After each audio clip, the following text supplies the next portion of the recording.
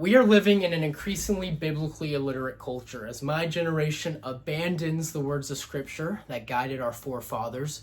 We fall deeper and deeper into the throes of subjectivity. In order to be biblically literate, one must first understand that the Bible isn't a collection of 66 disconnected books. Rather, it's 66 installments into a grander narrative. Now, that narrative is called the biblical metanarrative, and it's separated into 4 parts. You have creation, fall, redemption, and new creation. This is the first in a 4-part series, talking about each component. So today we're going to be talking about creation. Before we delve into why God created creation, it would be wise to establish why he didn't create creation. Now, some have posited that God made creation because he was either bored or he was lonely, and that's just not the case. If God was bored, that would imply an imperfection. Bored implies lacking something, and we know God's perfect. We know he doesn't lack.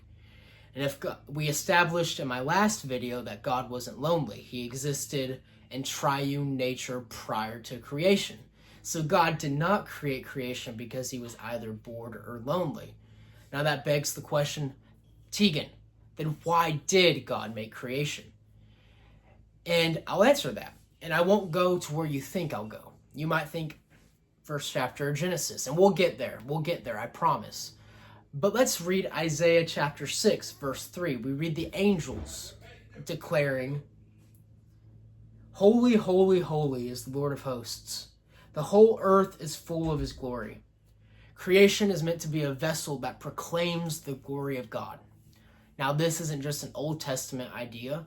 We read in 1 Corinthians 10:31, "Whether you eat or drink, whatever you do it for the glory of God." Now, God created us, and therefore the entirety of creation, to be a vessel for his glory. The first chapter of Genesis provides us with a big overview of creation. We see God creating water. We see him create things in the sky, the sun, the moon, the stars. We see him create nature. We see him create other animals. But the crown of his creation is man.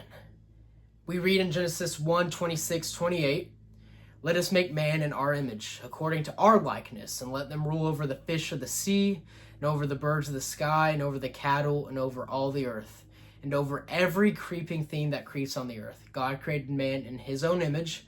In the image of God, he created him. Male and female, he created them. God blessed them. And God said to them, "Be fruitful and multiply, and fill the earth, and subdue it, and rule over the fish of the sea, and over the birds of the sky, and over every living thing that moves on the earth." I could spend more time talking about the us that's there when God says, "Let us make man in our image." But that would kind of be spoiling the next video in my Trinity series, so let's kind of skip over that. Now, we also notice that God said, "Let us make man in our image." Now, we're going to focus on that our image part. That's what theologians call the imago Dei. Humans are made in the image of God. They aren't like dogs. They aren't like cows or trees. They are made in the image of God. We are meant to be stewards, ambassadors of God. Now, that image of God idea carries 2 thoughts. One, that humans are deserving of value. They are inherently value, which means they're deserving of dignity. Now, these are the 2 notions that the whole civil rights movement was built upon. The fight to abolish slavery was built on the idea that humans, no matter what skin color, are inherently valuable. And the modern day fight to abolish abortion is that humans, regardless of location, whether they're in the womb or they're outside of the womb, are worthy of their value. Now, we also see that man is on a mission. God told man, and we'll look deeper at the text here, God created man in his own image. He told them, "Be fruitful and multiply, and fill the earth and subdue it, and rule over the fish of the sea, and over the birds of the sky, and over every living thing that moves on the earth." If you remember, I used the word ambassador previously. God created us to be the stewards, his ambassadors on earth.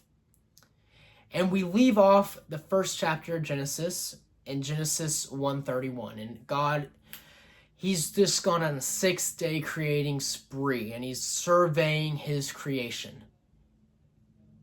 And one phrase comes to mind as he surveys his creation.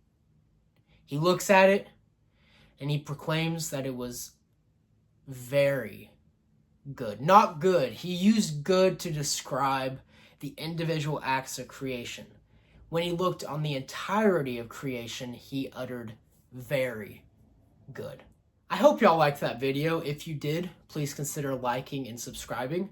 As mentioned at the beginning of the video, that was the first installment of a 4-part series. So the next installment in this series, we're going to be talking about the fall. How did we go from very good to very bad very fast?